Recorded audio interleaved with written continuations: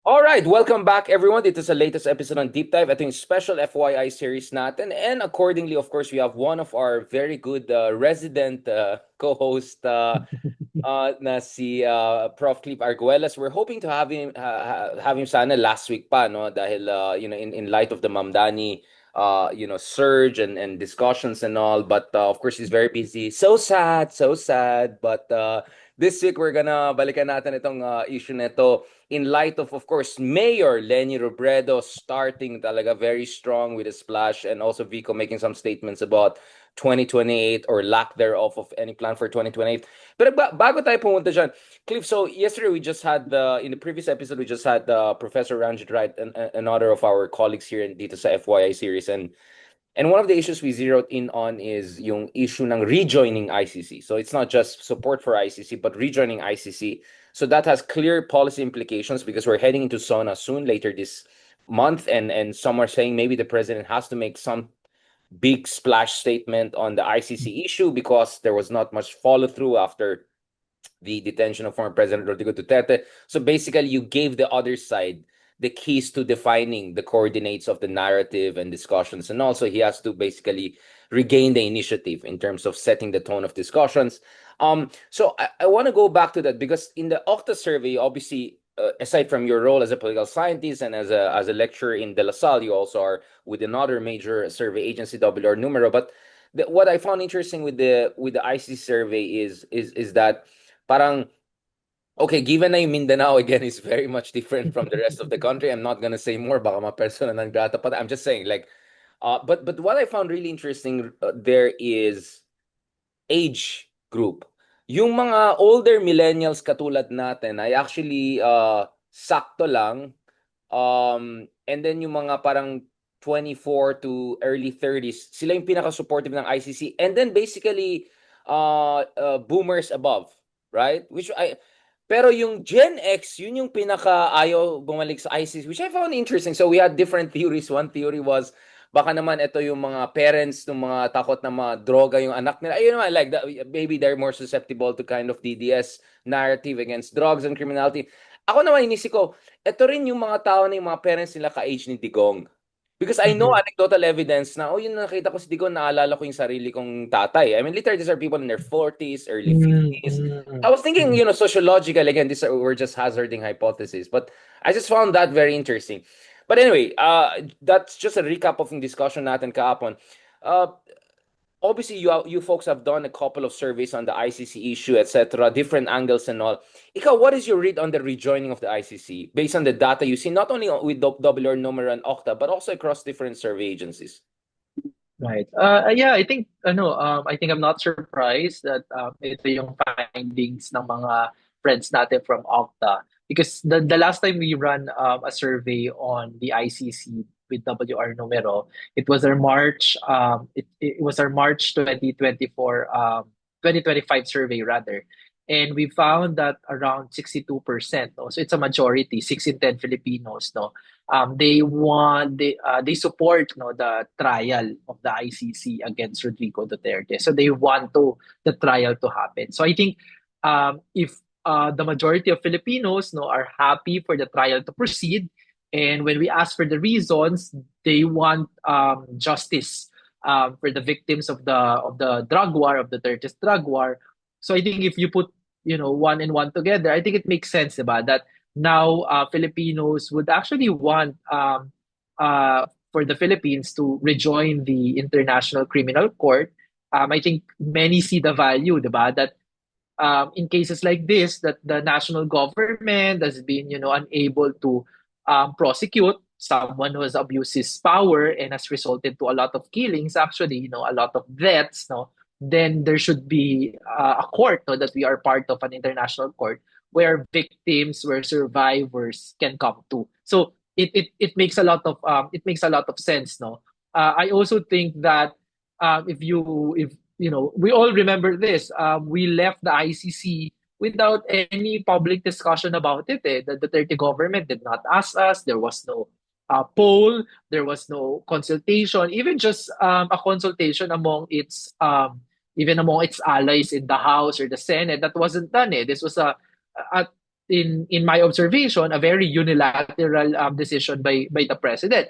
So baka then at that time, of course, the president enjoys a lot of political capital. So then yung mga kababayan natin, they just assume this is probably a good thing, given that the president at the time enjoys political capital. But now that he's we are a lot of our kababayans are also questioning whether that support for the former president is well deserved. No, that includes also siguro his decisions to withdraw from the ICC. Diba? That's becoming something that they're also doubting whether that's really for the interests of the country. So yun, so I think that's what I would say about that. Na in our survey, it aligns well with Octa, no, yung WR Numero survey, that there's popular support for the trial to proceed. Very good point. Thank you for that, Cleve. No, obviously we can leave this to the constitutional experts on the mechanics of returning to the ICC. One school of thought says, and I think former Justice Secretary, former Senator Franklin Drilon, I think his argument was that actually pwede tayo bumalik through just executive action because unilateral din naman yung ginawa ni Digong and it didn't go through the Senate. Therefore, we don't have to basically start from scratch and ask Jinggoy Estrada and Loren Legarda and the same gang again to approve it this time. I mean, I'm reminding people that actually they signed up to the Rome Statute as part of a ratification of the ICC. The other school of thought is saying, no, actually we have to go through the process, etc. But regardless, the State of the Nation address is coming up soon, di ba? At dito, may signaling power ang president. I think this is the term that our very good friend Ronald Holmes, not Ronald Llamas, but Ronald Holmes uses yung signaling power of the president. And the SONA is definitely the ultimate signaling, right? As far as the president pronouncement is concerned. Do you think that, assuming the president is looking at it both from a principled position, but also from a political calculus point of view, do you think it's time for him to actually say something on the ICC and something even along the lines that it's time for us to rejoin the community of civilized nations, if I can put it that way, even? Yeah, I think so. I think as you describe it, no, I think there are both principled and pragmatic reasons, no, politically pragmatic reasons why this is something that President Marcos must pursue, no, especially in his latest State of the Nation address, no. First, I think we're coming from a very principled motivation. I think it's only time that we return to the ICC, no, given that for all of its declarations that Malacanang is actually also pursuing justice on behalf of the victims of the Duterte's drug war, no, then dapat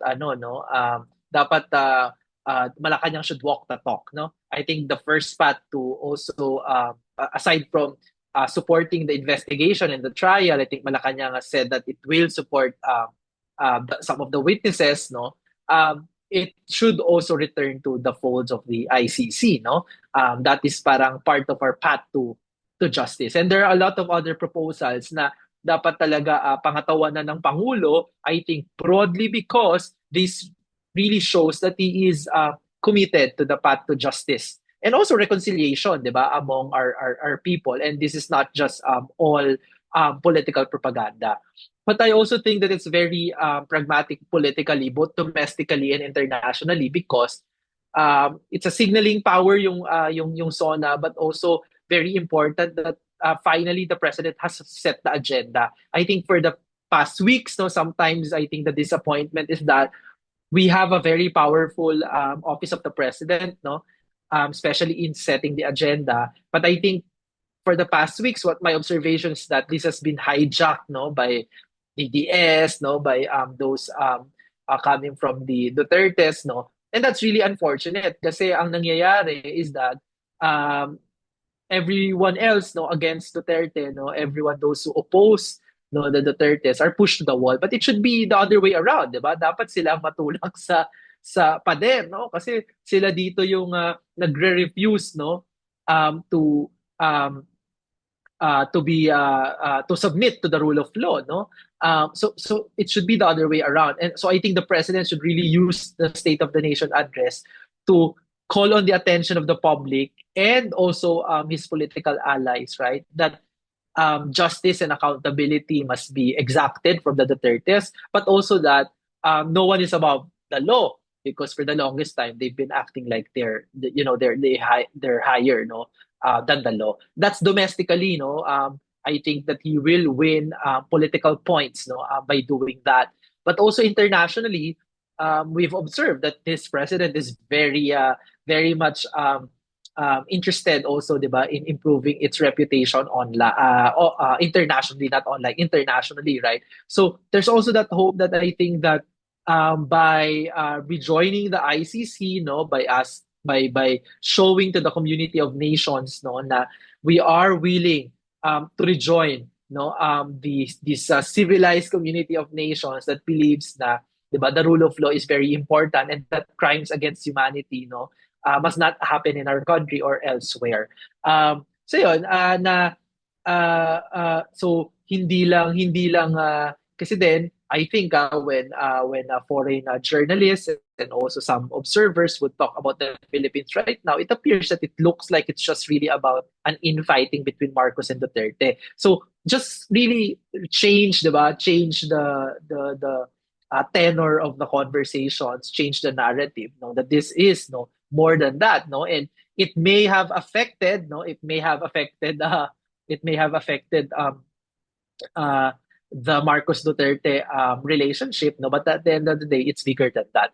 Paano na din, no? I guess it would be it it would also if the goal of the president is really to also make a different impression in the international community, no? Kung ano yung ibig sabihin ng pagiging Marcos, this might be an opportunity as well, no? So yeah, I think it should be front and center of the State of the Nation address, no, that this government really is behind, no, those seeking justice. I mean, we have some of our audience members saying that actually, again, BBM in a recent interview said na he's not interested in rejoining the ICC. I just want to remind people, this is the same BBM who said he doesn't recognize the jurisdiction of ICC until January, and this is the same BBM that handed over Vigo. So, like, sometimes I think we have to take things with a grain of salt. But having said that, I understand why the president perhaps may also have a reason not na hindi niya balikan itong issue na to kasi sa tingin niya siguro, well, nagkaroon ng backlash siguro ng elections, magkakaroon ng rallying around the flag effect yung Solid South, for lack of a better term. But ako, ang basa ko rin dito is also that baka si BBM, hindi naman detox, pero parang gusto niya i-depoliticize yung atmosphere so that he can zero in on the non-political issues. Because, again, we know his comfort zone is really economics, and we know that economics is also our Achilles heel as far as public dissatisfaction is concerned. No, hunger incidence is very high, even though food inflation has declined.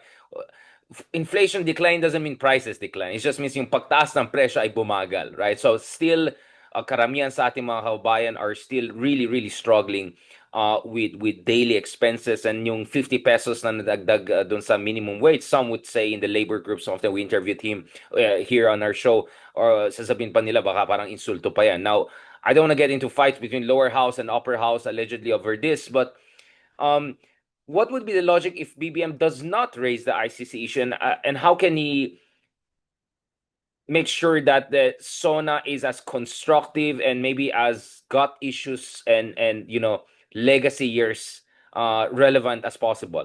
Kasi parang feeling ko yun yung mas instinct niya ngayon knowing how BBM operates and how he responds to challenge and crisis.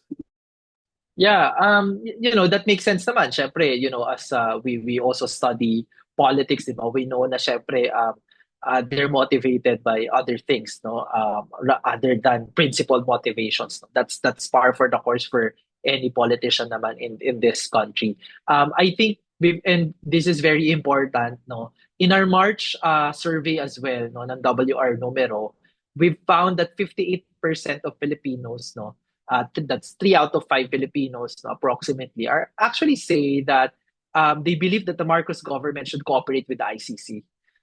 So it's as close as saying that we must rejoin. No, it's not exactly. Baka syempre meron po siyang mga very mga technical, no? Baka technical tayo, no? I understand, but in this context of the conversation, no, with Richard, no, it's clear, diba, na if you have that Okta survey, you pair it with this one, no, there's popular support for the Philippine government to be engaged with the ICC, whether that's returning to as a member, no, as a treaty member, but also to cooperate pa nga eh. That's I think that's a higher demand pa nga from Filipinos. You must cooperate, no, with this investigation and trial of Rodrigo Duterte. So I think if the motivation is to make good with the public, and to ensure that he has a legacy that people will remember, it looks like no there's public support no towards that direction. So the president should take into consideration that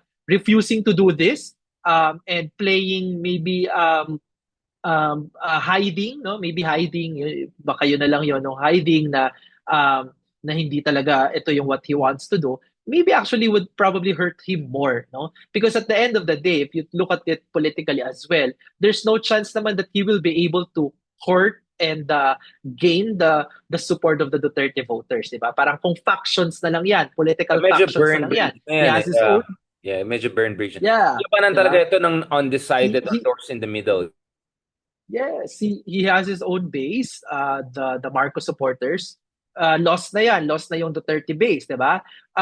Sino na lang? So, one base is the liberal progressive opposition, and this is very much the people demanding that we rejoin the ICC. That's a big chunk of voters that I think in a wait and see position. Maraming apprehensions itong liberal progressive voters. But taking that direction, I think would be a welcome no development for this constituency. And then the middle, diba? The middle, the undecided, which in the survey nga, both WR Numero but also other firms, no, it's telling us that there's popular support for this kind of action, no.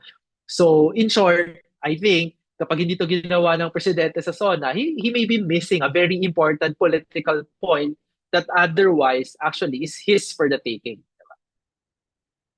That's a good point. Although I'm thinking baka the president could also split the difference by not zeroing in on the issue dyan sa SONA niya, pero essentially empower the DOJ and the other institutions to continue with the current momentum. Because see how far the DOJ has gone from its initial position of almost confrontational towards the ICC. Next thing you know, some would say outgoing, but some would say still our DOJ Secretary Remulla is basically arguing that no, we're willing to even help with the witnesses, protecting the witnesses. So basically, this is de facto cooperation with the ICC, not only in terms of yung enforcement ng warrant of arrest based on Interpol notice, but also actually cooperating with the mechanisms of the ICC. So you just let that have its natural progression and wag ka na lang maingay, just let it go. I mean, I'm just saying, like that could be also one strategy that could make perfect sense to President BBM and perhaps malapit na doon sa kanyang political instincts.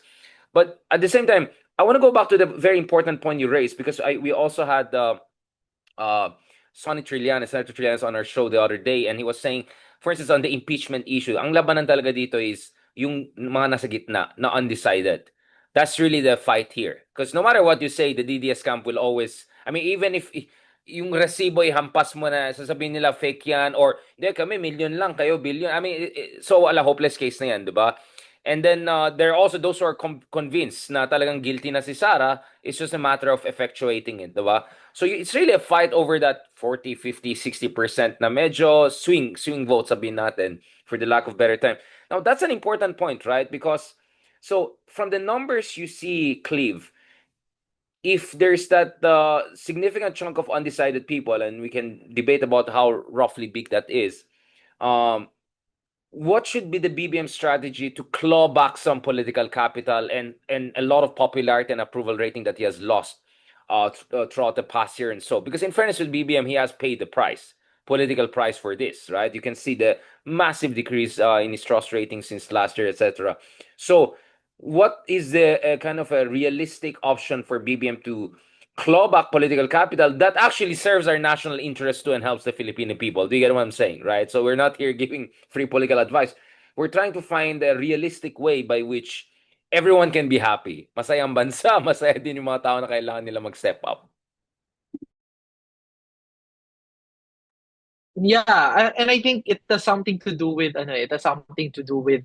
what you just said na of course it's appreciated, diba? That's the president, I think, has an internal standing order that executive agencies must help the ICC investigation, diba? Kaya nga the DOJ secretary can say those things, right? But I also think that and ito, I think I've talked about this in a different conversation with you, no, na but the contemporary politics, the present language of politics is narratives, right?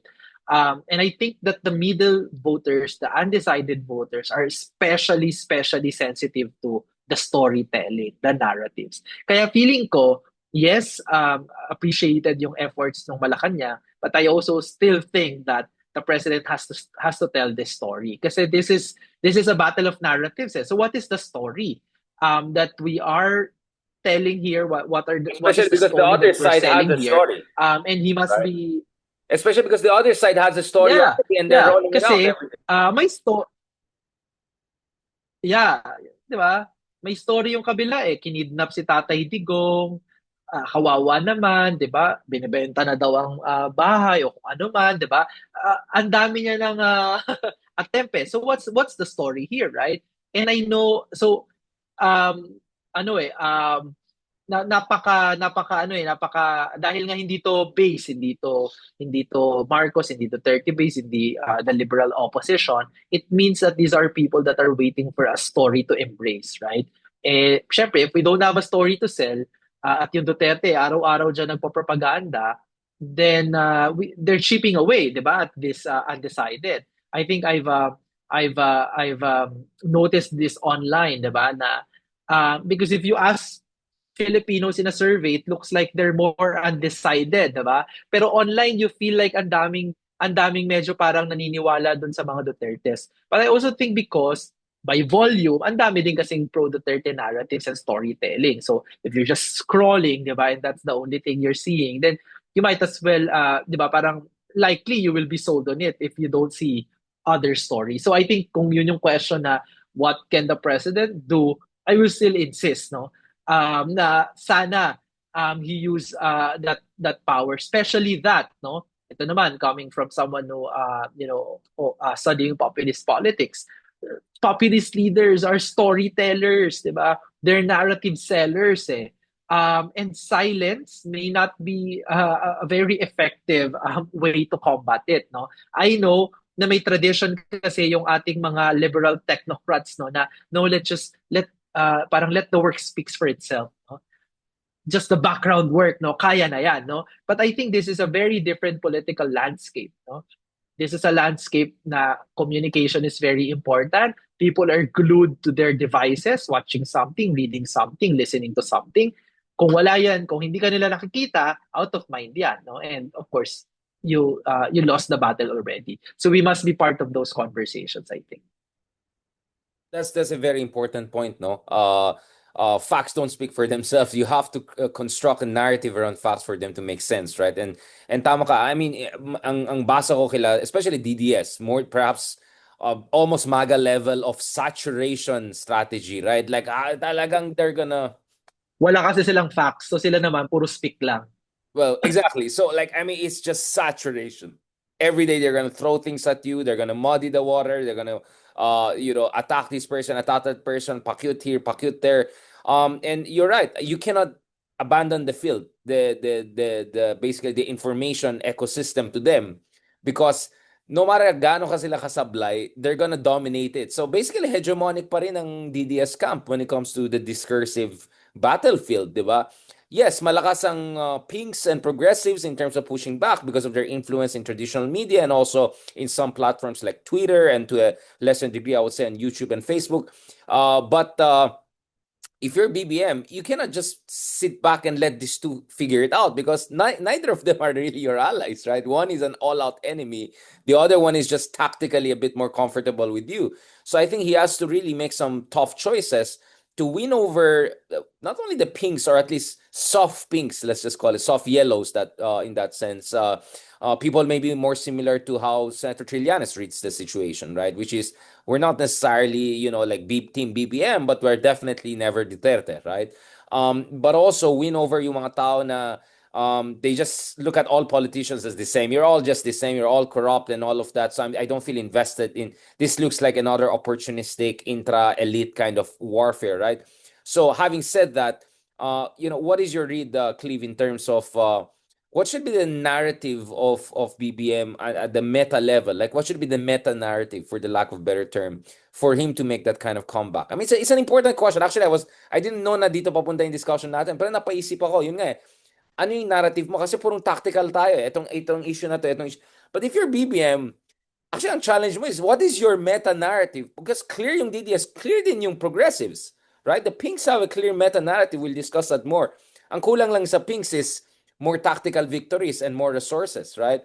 But now, BBM still has the levers of power. He's still the commander-in-chief. So he doesn't have resources problem. What he lacks is a kind of a information on warfare, army, and strategy. Yeah, and I think the challenge with the meta narrative, 'di ba, for the president, something that he can say, right? Hindi naman siya pwedeng magising bukas, no? And then the meta narrative of the president will be something like the new ML party list representative Laila de Lima will say, 'di ba? Hindi pwedeng magkatunog si Didn't he President do that? Marcos at Yung saka si de yung Lima. sa gobyernong tapat. Sa gobyerno. Yes. That was Yeah. that to me, actually. That Yeah, was like, yeah. wait, So, what? Like, yeah, I might be wrong, no? Kasi syempre, marami pa naman tayo siyang mga colleagues who are really experts in political communication. But I don't think that will come out as authentic, and maybe mahirapan din ang presidente. So, I was thinking along the lines that he can actually still take advantage of the unity narrative and take off from that, but redefine the terms of that unity, no? Kasi sinasabi niya na, sabihin niya, di ba, that that previous government was really divisive. I thought that they wanted to move on, but they did not, no? In fact, they wanted to hide from the law. They wanted to continue. So I think that he is well placed to point out that this is a very divisive force for the country. That they cause us. They sinaktan nila yung Pilipinas. They cause division, both physically but also socially. Di ba? Nag-away-away tayo dahil sa kanila. Yeah, and that this government actually is taking a stand because he wants us to move on. But moving on demands justice, moving on demands accountability. But more importantly, I think moving on I think that language of unity, na meta narrative, I think the president can and must couple it with a welfare agenda. No? And I think that is very well placed to place it in a welfare na in the sense na these political issues, no, parang gusto nating ma-resolve na sila once and for all. We're taking a stand as a country, and because of that we can dedicate time, energy, resources, no, to combat some of our welfare challenges, no, social challenges, no. I'm fixing in the education sector. Here's the budget I'm putting there. I'm fixing healthcare. So I think kapag ganito, that people will realize that, wow, we can do both, right? Stand parang really stand for justice, stand for the rule of law, but at the same time, people will feel that this has something to do with their everyday life, which is yung parang kaya coupled and paired with a very ambitious welfare agenda. And it might work, I think, especially naman yung, diba, the House, the Speaker Martin, meron naman siyang relationship dyan. Baka kaya naman nila mag-develop ng welfare package, no? I mean, even a country like Singapore, which had its elections recently, the ruling party, the People's Action Party, released a package of ayuda, no, closer to the election. So, kung nahihirapan ng mga Singaporeans because of, there's also that feeling of inflation here, diba, cost of living, the Filipinos are also feeling it. And I think, kayang-kaya naman, no, na iparamdam na the government is on top of it as well. That's a very good point. For me, Again, thanks for this conversation. I mean, for me, siguro, if you're BBM, your best chance is something along the lines of unang-una, whatever is happening, actually, hindi ako yung destabilizer, right? I'm not the one trying to burn down the house. So I'm just trying to do my job. Pangalawa, which is, I know there are people who will never accept me because I'm a Marcos or because of my background and all. But don't forget, I'm still the president of this country and my success is the success of everyone. Tingin ko that could work better. And third, I hope you still give me a chance in my final years to leave a better legacy for the country, and then we can talk about the Marcos legacy again. Something along, I think if it's like that, yung parang first of all, you push back the onus and say, actually, yung kabila yung nanggugulo, hindi ako. I'm just doing what I can do. Pangalawa, you say, alam ko may mga tao na never Marcos dahil ganyan-ganyan. But maybe, you want to give me also some credit. West Philippine Sea, accountability, EJKs, bumaba, etc. And then third, I hope you also give me a chance na dito sa aking mga huling taon as a legacy president, I want to do my job because it is also in my interest to do it right.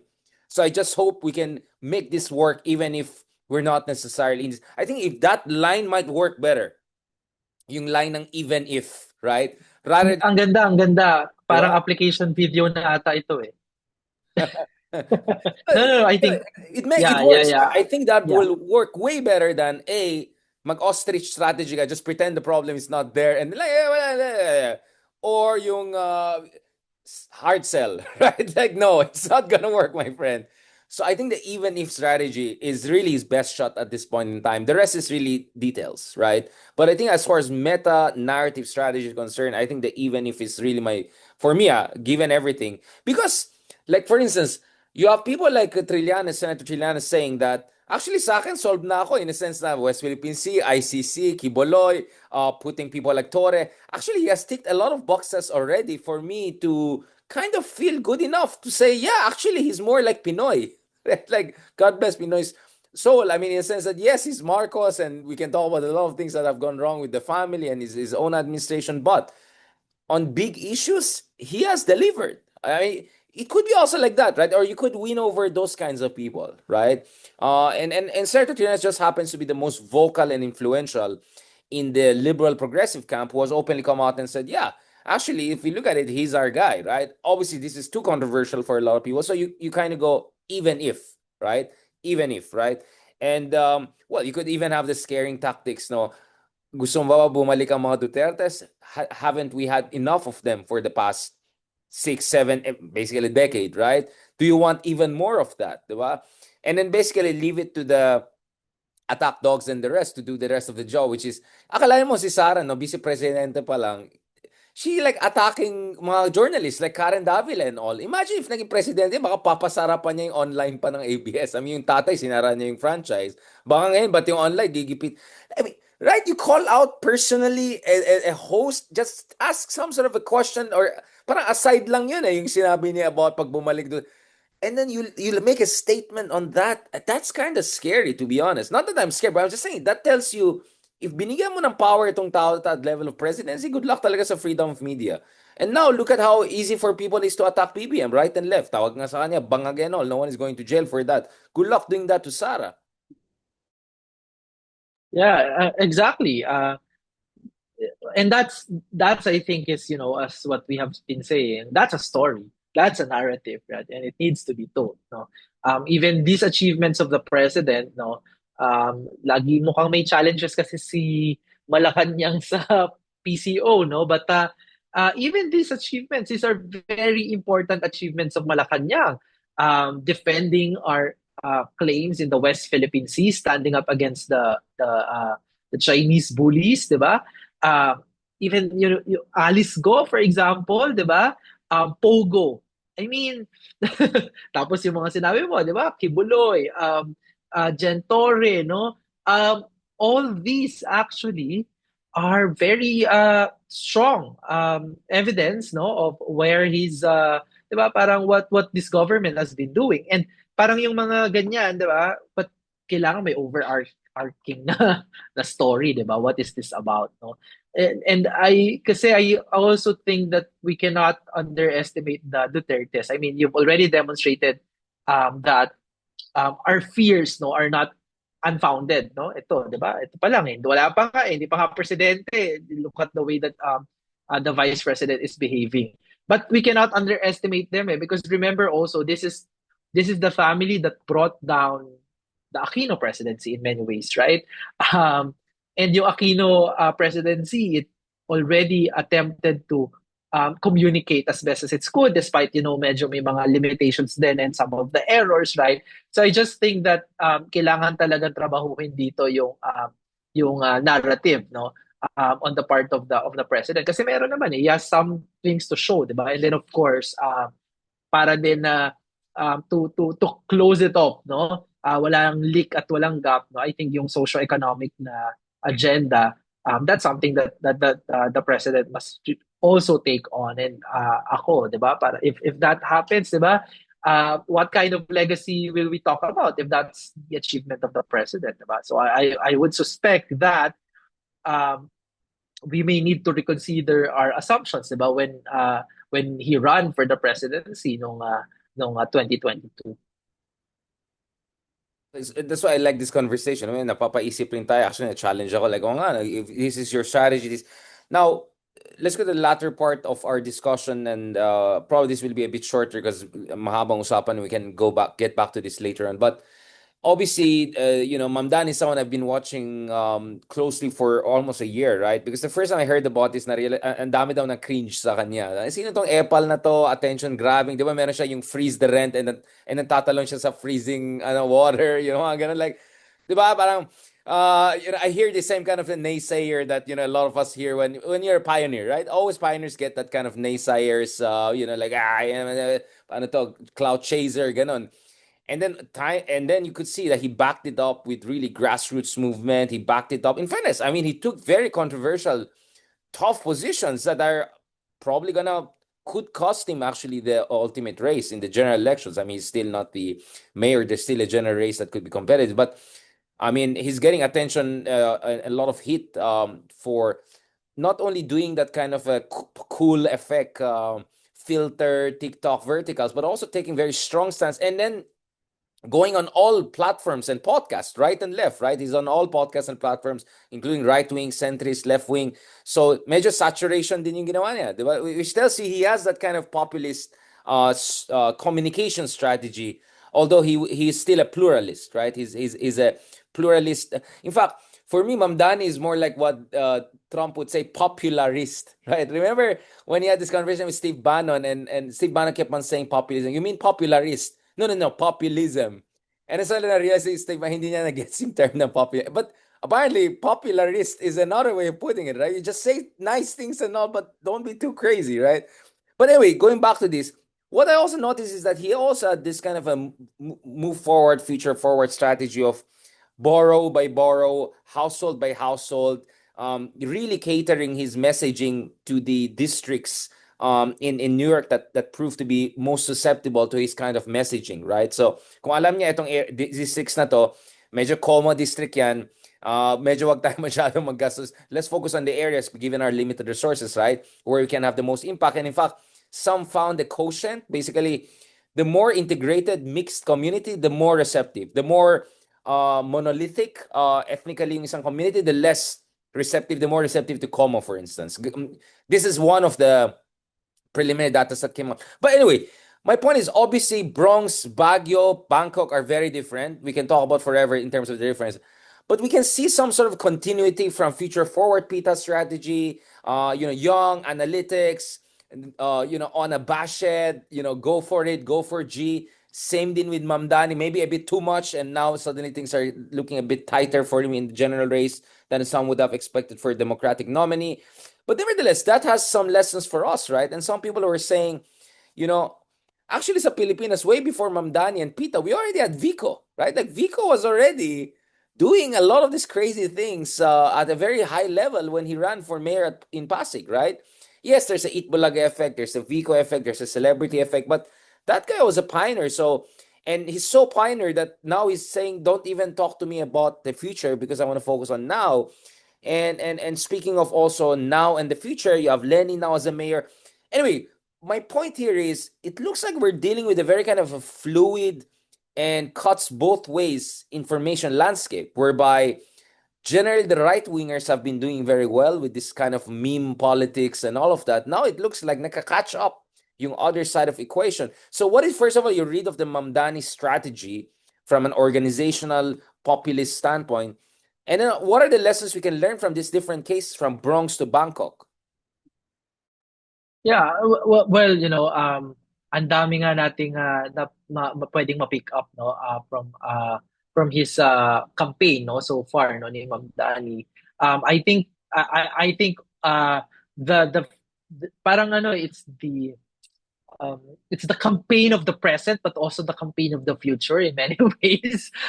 In the sense na it's really very effective if our candidates and our leaders know are very well versed in the society at present, which is a very network society, di ba? Parang what I observe that's really practiced by people like Ma'am Dani, but also the Move Forward and others like them, no, is that they know that in the current information landscape, it's very important to speak first and not only to saturate but to be the first, 'di ba?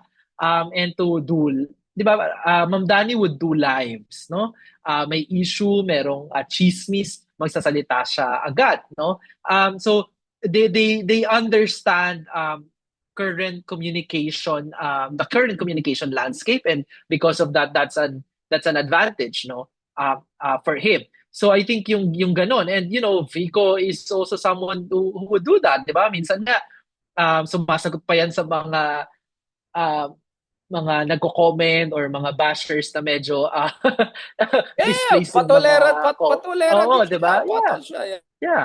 And it's not something na I can imagine 5 years ago if you do that, it's probably bad taste, no? But now it's not eh. People do expect you to take on those kinds of comments and be, respond, and that's fine with them, no? So yung ganong klaseng understanding na ito na yung meron now. And in some ways, that's something that Sara Duterte takes advantage of, di ba? Kaya nga, it's disappointing that the one taking advantage is someone like the vice president, whose heart is probably not pala probably, but not in the right place, diba? So Heart lang. I can't speak for the other body parts, no? Only the heart. By the way, it's everything. Okay, never mind. Above. Forget. Okay. Yeah. Yeah. So yeah, diba? So yun, no? And the idea as well na this re-energizing, this very high energy, you feel that it's very mobilizing, no? Kasi halimbawa ang sinasabi nga sa mga early studies nitong sa para mga demographics na nag-vote kay Ma'am Dani, ang very important demographic is those who have never voted before or hindi nag-vote in the past, in the recent primaries, because they feel that they're excluded from the process and they don't have a say, di ba? So that ability to be able to mobilize itong mga excluded, no? That's something na, di ba? That's very important. And not to mention, and I guess baka napapagod na yung mga nakikinig sa atin to hear this, na I think what's also in common about politicians like the Move Forward, and now they're the People's Party, and Ma'am Dani, is that they're very ambitious in terms of their policy proposals. These are not people who would say na maybe let's try to do. Di ba? Sinasabi niya, these are the 5 things that will happen once I'm elected mayor, di ba? And these are all big things, but these are things that people care about, no? Ayun. So I think hopefully, we find more people like that in the Philippines, no? Mukhang for now mga mayors muna sila, but hopefully they get to better places as well. Ba't ka tumatawa? Actually, na-remind ako dito yung kay Steve Kerr. Yung sa The Office, there's a part na parang he was asked by a superior, what are you gonna do if you're, like what is your motto in life? That was something like, tignan mo. So it's philosophy is basically this, and this is something that I live by, and I always have. And I always call. Sorry, nag-pressure. Don't ever, for any reason, do anything to anyone for any reason ever, no matter what, no matter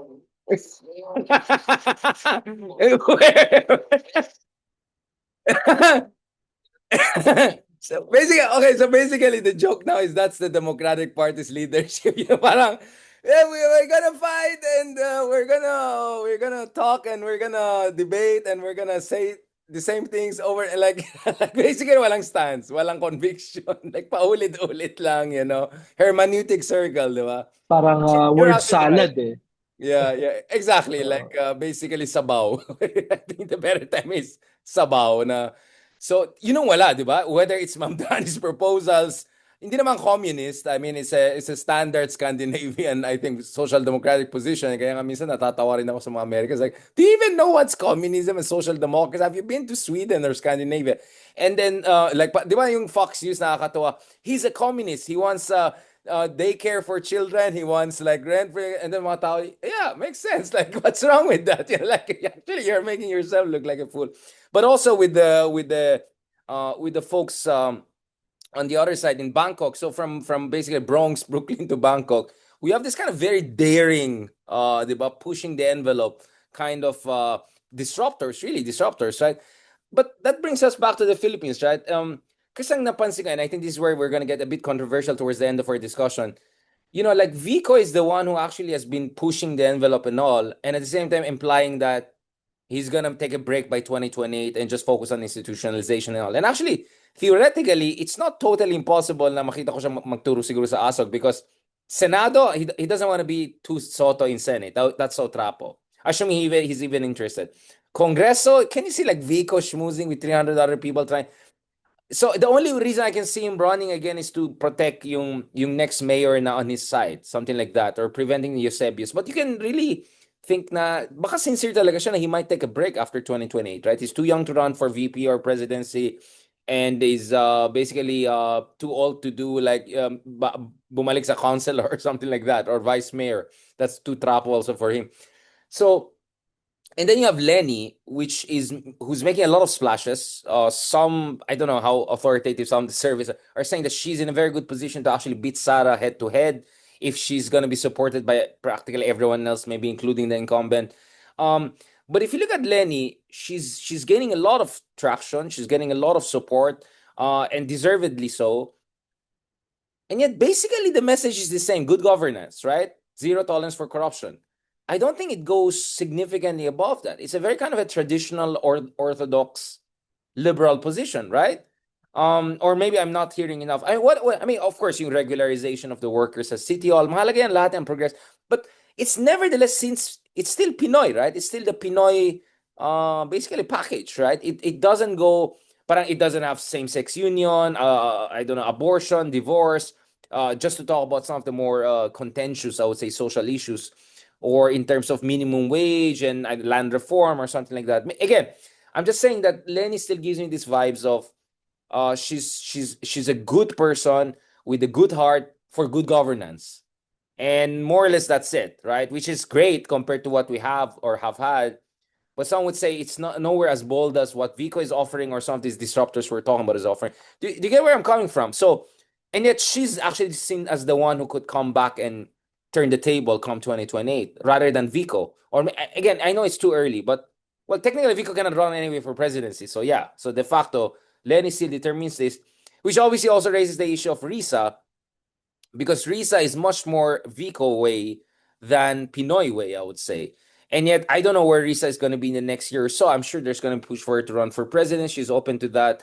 But it looks like Lenny is still the, at least presumptive standard bearer for the opposition for a lot of people who never gave up on her.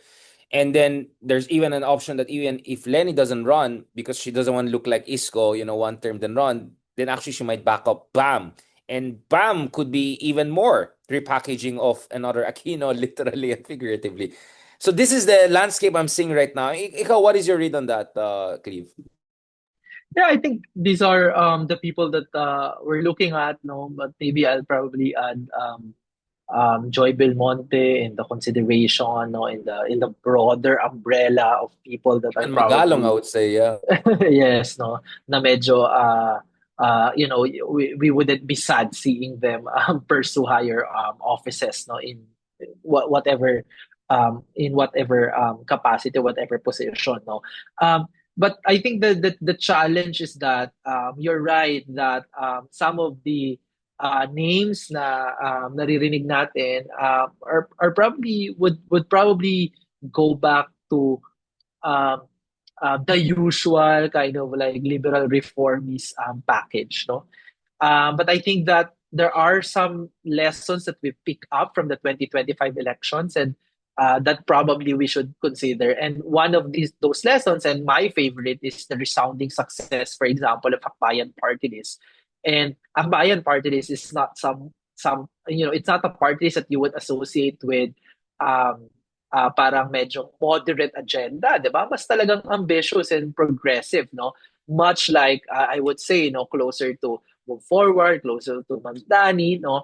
And if they're able to mobilize that kind of electoral support, no, at the party list level, they baka this is also time to offer those, no, that not to be limited, no, by the usual liberal reformist agenda that we offer to the voters, no. So and there are good kumbaga leaders to carry that agenda, di ba? I mean, you have Vico, although ayaw niya nga daw for now, no, di ba? Lenny has this limitation kasi baka nga sabihin na one term lang siya, di ba? So medyo kailangan niya bantayan dyan. So I'm most excited, for example, with the prospect of Senator Risa because she's term limited, no? She can return to the House, no, as maybe Akbayan representative or but I think you know, pwede din to be the standard bearer, the prospect of someone like Bam Aquino. I think yung lesson naman doon, di ba, yung kanila ay yung focus on socio-economic issues, no, education, jobs, education, jobs, education, jobs. I think these are very important lessons. And yun nga lang, kailangan mabilis tayong matuto, di ba? Kasi lessons, it won't be enough if we're not using these lessons. It won't be enough if we're just taking down notes and, you know, listing the lessons. It must be applied immediately. Kaya I think that's the challenge. And we have inspiration not only domestically, but also in other places, no? So yun. So I think we are coming to 2020, the main difference between 2022 and 2016, I think, is that or 2010, no, yung kung ano pang mga taon na yan na medyo um, disappointed tayo. I think now we're coming into 2028 with a lot of energy and with a lot of self-belief that this can be done. And I think the more that we're locked in that ano ba, vibes, no, I think the more that we have to be ambitious. Thank you for that. Obviously, we have to do more focus group discussion, maybe more engagement with good friends. I mean, I was also reaching out kila Ian, yung mga graphics, ana.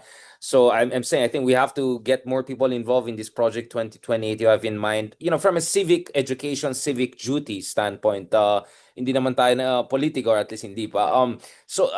Thank you so much, Cliff, for that very comprehensive discussion, really from Bronx to Baguio to Bangkok. Natuwa ka dun sa, parang iba yata naisip mo when I say those. No. I love it. I love it. It's like from Bronx to Bangkok and all. And obviously, I really explicitly try to avoid the latest iteration in Thai politics, and it just tells you how crazy it is, no? But again, kahapon I tweeted something, nag-respond yung mga ibang Thai experts. I said something like, wow, so did just the Aung regime play everyone? Diba? Like, first, they teamed up with Thaksin and the technocrats to take out the future forward. Then they took out the technocrat. Then they're taking out the Thaksins, coming back again. Like, what a crazy world. But I'm also seeing like Professor Titinan and others are also saying that the Thaksin populism may also be losing its grip. So nalalaos din pala yung mga ganitong klaseng populism. So who knows? Maybe the DDS one day malalaos din mga yan. Or they were almost there. It's interesting, right? Yeah. Pang ilang generation na din, 'di ba? I mean, ang dami ng ang dami ng dumaan na galing sa family ni Taksin eh. So this might be also the end of the story. And the reflection that I like the most, no, given dito sa nangyayari sa Thailand, is that hopefully the royal family also realizes that uh, families don't get to rule, dynasties don't get to rule. It should be political parties with a vision. And obviously, this one is a supporter of the People's Party, the Go Forward Party. And they're saying that the last poll, the latest poll that I've seen is that the majority of voters still are so very supportive of the People's Party. Their new leader is Natapong. So hopefully in this interregnum, they find a way to get to be in government. But I suspect that, of course, that will be very, very difficult. No? Baka nga magkasundo pa din yung Puwatay, sina Taksin at saka yung Bumjaytay, because at the end of the day, currently, what they fear the most is having the People's Party, be in government. So yeah. So let's bet on their greed and internisin to blind them to the possible. Kasi third force talaga sila, Pita. I mean, that's the reality. They're actually a legit third force in ways that we're still aspiring to in the Philippines. And that's why I think Thai politics is very interesting to watch.